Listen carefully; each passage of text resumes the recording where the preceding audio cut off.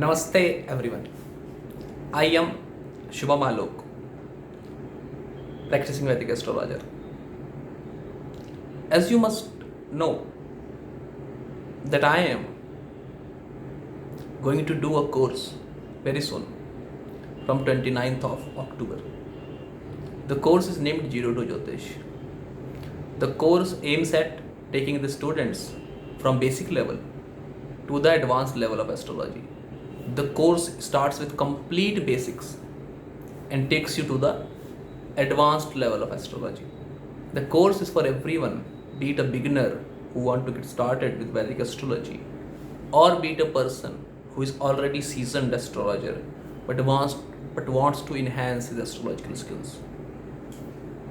Talking about basics,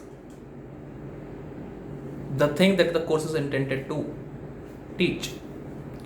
Talking about basics, coming to basics, I'm going to talk about aspects today, known as Drishti in Sanskrit or Hindi. And we are going to explore few areas of Drishti that we don't know, that generally astrologers don't know. The course aims at teaching you the knowledge that generally astrologers don't know. Talking of aspect, every planet, right from Sun up to Saturn, not Rahu Ketu, all the planets from Sun to Saturn, Sun, Moon, Mars, Mercury, Jupiter, Venus, Saturn, all these 7 planets aspect the 7th house from them with full aspect, right? All the 7 planets aspect their 7th house with full aspect. Other than this, for Rahu and Ketu, I don't take any aspect for Ketu, as Ketu is headless. The aspect, as we know, is through the eyes. And because Ketu don't have face, I don't take the aspects for Ketu. For Rahu, starting with Rahu, I take the aspect of Rahu over the 5th house and the 9th house. Same like Jupiter, who also aspects the 5th house and the 9th house. Both Jupiter and Rahu aspect the 5th house and 9th house. But the difference is that Jupiter also aspects the 7th house, whereas Rahu doesn't aspect the 7th house. Coming to the aspects, Rahu and Jupiter is very similar. Other than this, Rahu also aspects his 12th house. Now there is a confusion whether this 12th house is to be taken in the direct counting order or the reverse counting order. As per my experience, it should be taken in direct counting order. For an example, if you have Rahu in the 8th house, the 12th aspect of Rahu will be over your 7th house and not over your 9th house. This confusion is to be made very clear. People argue that because Rahu goes retrograde, his aspect should be counted in reverse direction only. But that's not true. Rahu goes into a retrograde motion, that's okay. But sages don't calculate a chart in a retrograde motion. That is the first thing that needs to be understood. Secondly, the direct count of 12th house is the only thing that works with experience.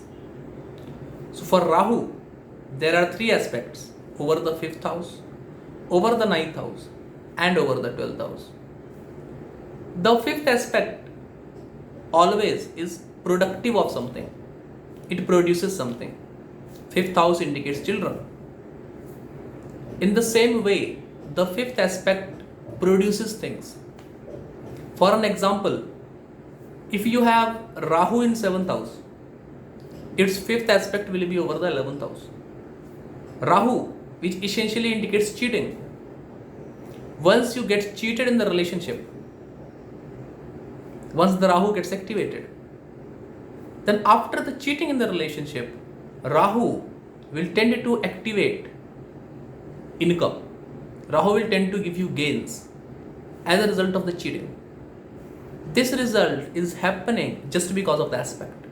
As Rahu is in the 7th house, which indicates cheating in relationship, once that cheating happens, the 5th aspect of Rahu over the 11th house comes to activation.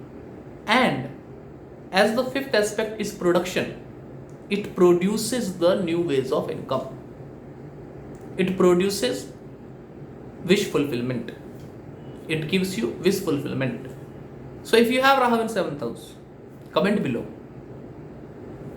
After every heartbreak, after every cheating in relationship, haven't you had a new source of income or get one of your desire fulfilled in 1 year? 1 year after the cheating.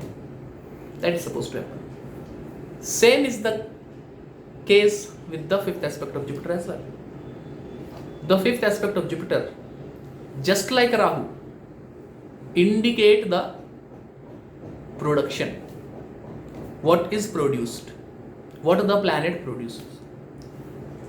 To know what the planet produces, you have to do a complete analysis of the signification of the planet in the horoscope. How that complete analysis is done, we are going to cover it shortly, soon in the next coming videos. The 9th aspect is indicative of things that come from the past life. 9th house indicates past. Why? Because 9th house indicates father, and it is your father which is your past. You are very much similar to your father and mother. You are very much similar to your parents. They are your past. That's the 9th aspect. 9th aspect is what produces the planet. 9th house is what produces the planet. As your father produced you, the 9th aspect of Rahu is what will produce Rahu. Right? So suppose for an example, you have Rahu in the 4th house. Rahu being a malefic, being the significator of malice, being the significator of dirty things, does indicate that the person in his heart will have malice. The person will not be trustworthy. The person will be cheating. But why he is so? Why he is cheating? No one is bad by nature. People become bad by circumstances. As the 9th aspect of Rahu from the 4th house will go over the 12th house, you can say that because of a great loss that happened in the life of the individual, he became like this. Because he lost a thing which he treasured so much. The shock from that loss, the feeling of being alone in the world from that loss, is what produced malice in his heart, what produced deception in his heart.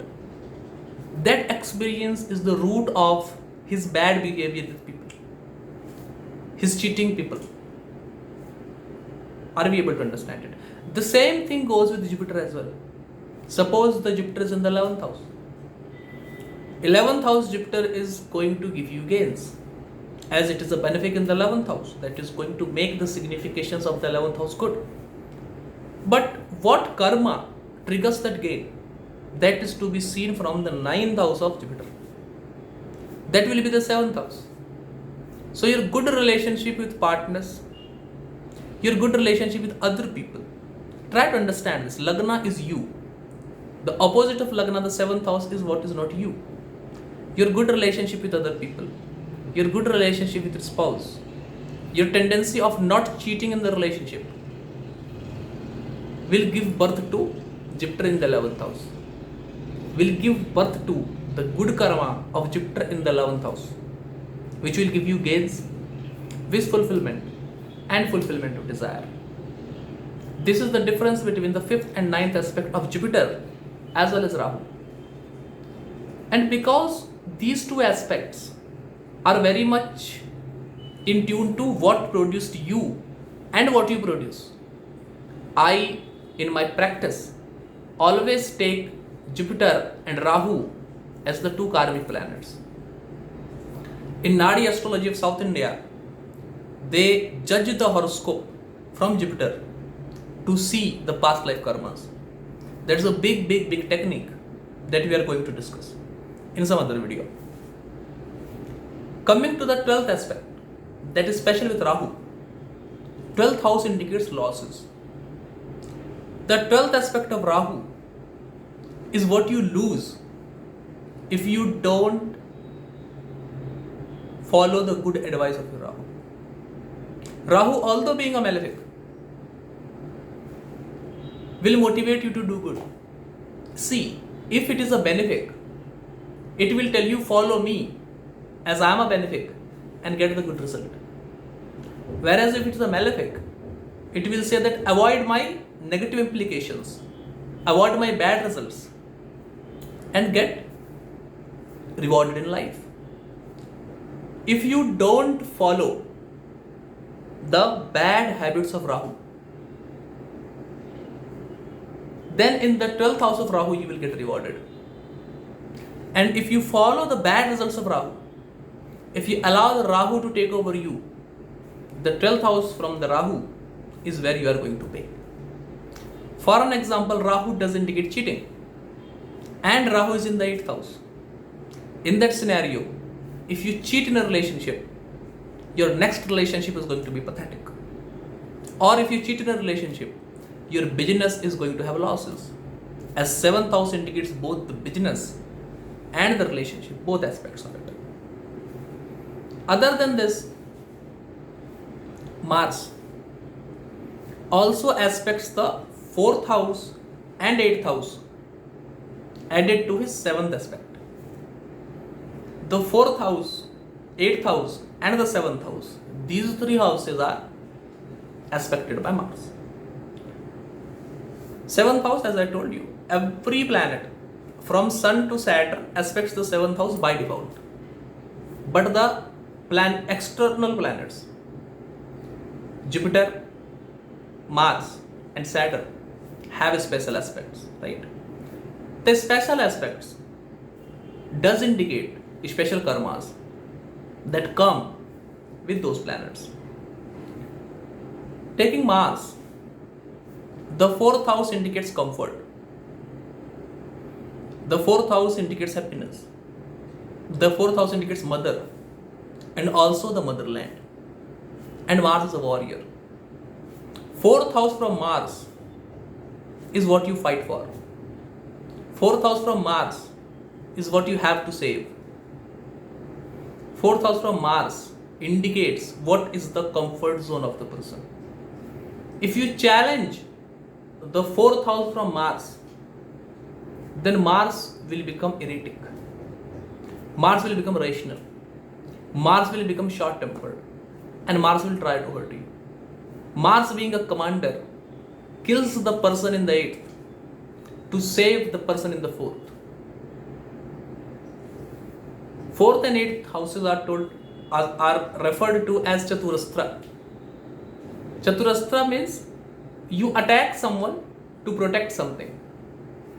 4th house from Mars is where Mars protects. As we know that Mars is a warrior. A warrior fights to protect something. That thing that Mars wants to protect is the 4th from Mars. Right?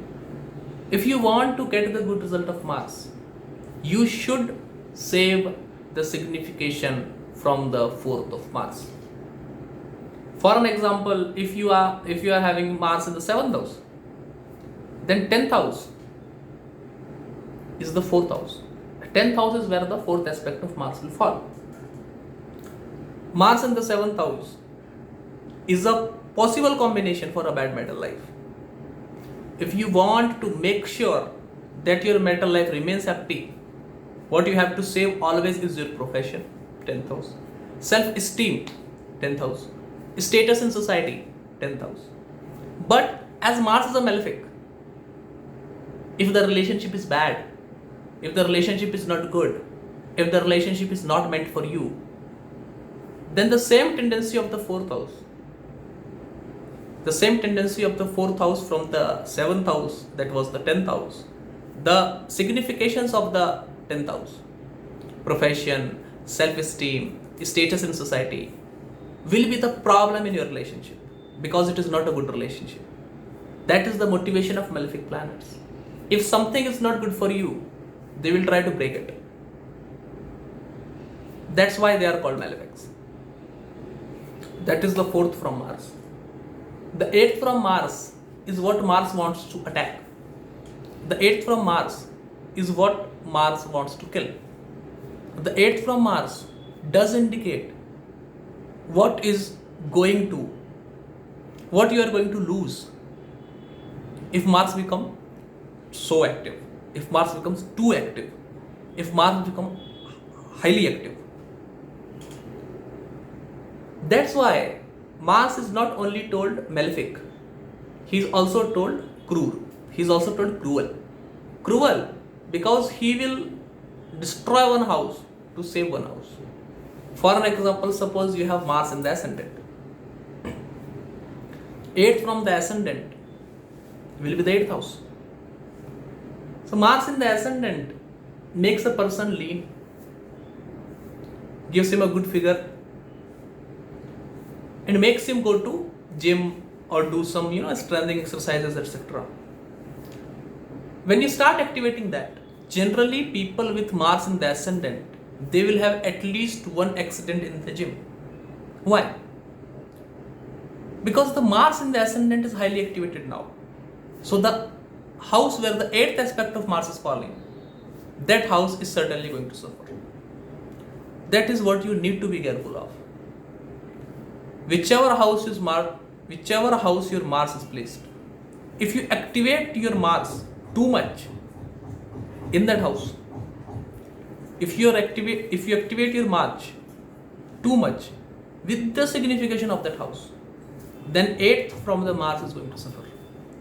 For an example, suppose you have Mars in the 2nd house, the 8th from Mars will be the 9th house. 2nd house indicates family, and Mars in the 2nd house gives the tendency of living alone. So the person will not like to live with his family. He will like to live alone.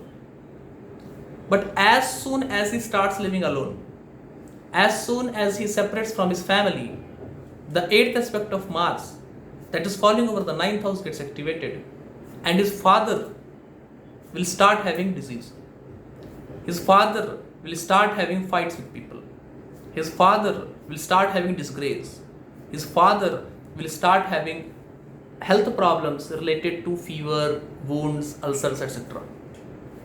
That's how the aspect of Mars works. Saturn, being the outer planet, also have a special aspect.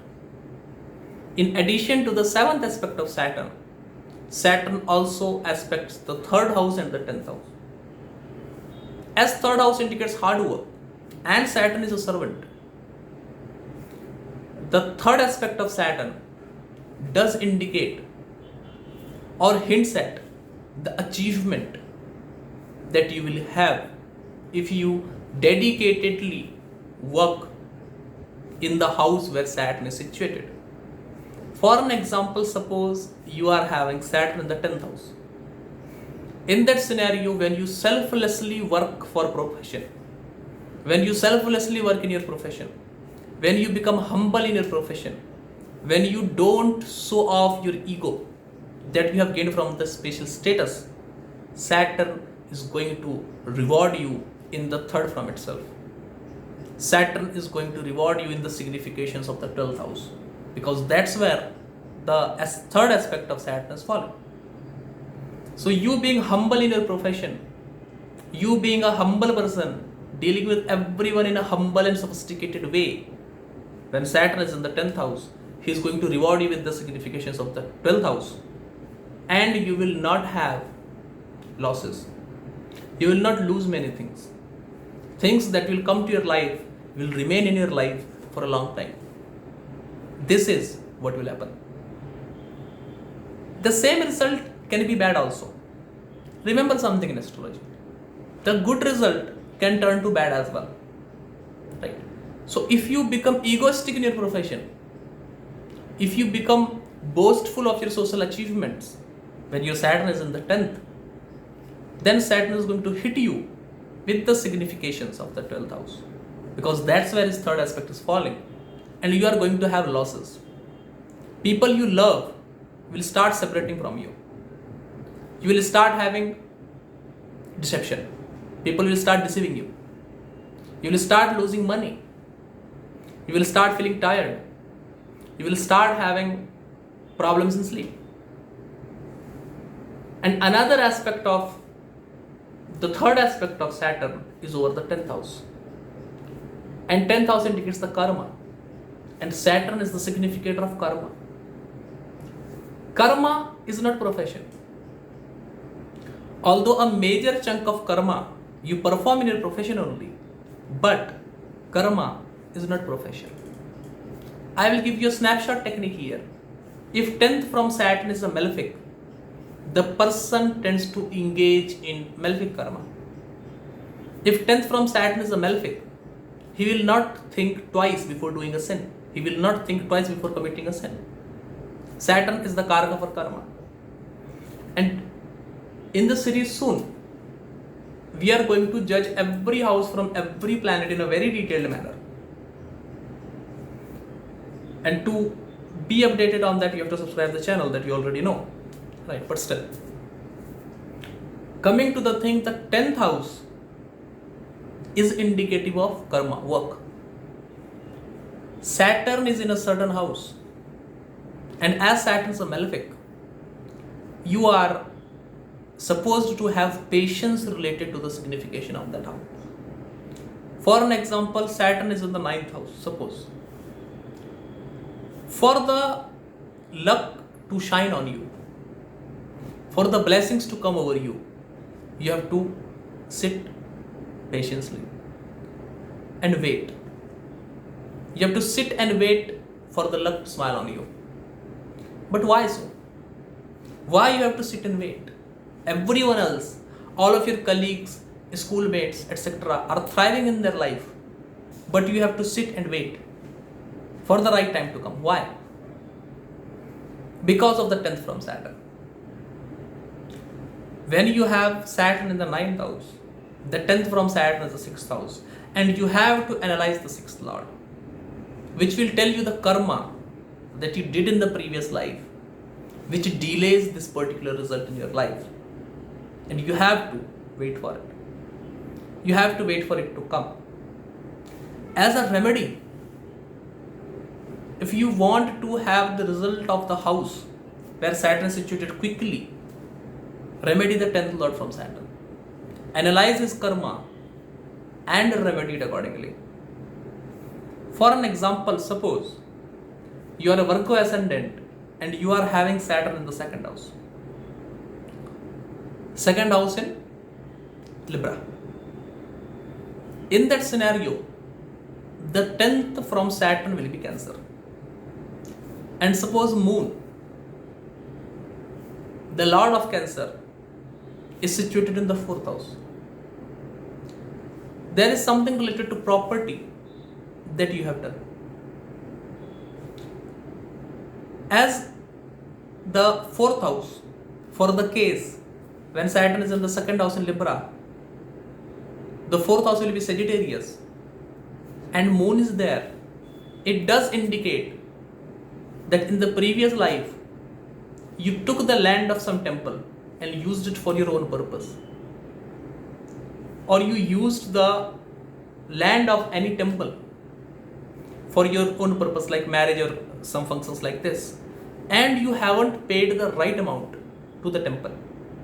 You haven't donated the right amount to the temple, and because of that karma, in this life you are going to have delay in the results of the 2nd house. You are going to have delay in having good savings. You are going to have delay in settling your family. Such a person will go a long age and will be unsettled. Will go along, will spend long years of his life and will have no firm source of income, and things like that will happen. Because that is the area where you have to wait, for the results to happen. And that wait is because of you using the land of a temple in previous life. So what you are supposed to do in this life, if possible, donate land to a temple. If not, then what you can do is you can get something done for a temple. For an example, you find a small humble temple in your neighborhood. You can have an electricity connection fitted to the temple, and you can donate new bulbs, lightings, etc. to the temple. Or you can pay for the water related expenses of the temple for one year or 2 years. This will come as a remedy for Saturn and the delay that you are having in the significations of the second house because of Saturn is going to get resolved. So in this video, we learned about the different aspects of the planet for a beginner, and we learned the implication of the aspect for advanced students, right? In the course Zero to Jyotish, we are going to follow the same methodology, where I will teach you something from basics for beginners and will tell you the advanced rules or a high level of understanding related to those rules for advanced scholars, so that you get a knowledge which is unparalleled. You get a knowledge which 80% of astrologers don't know about. You get some knowledge which is new and unique. You get a knowledge which comes from traditions, which is preserved by family since generations. The link of admission in the course is in the descriptions below if you are interested. Otherwise, thank you for watching the video. We will meet in the next video. Namaste and thank you for watching the video.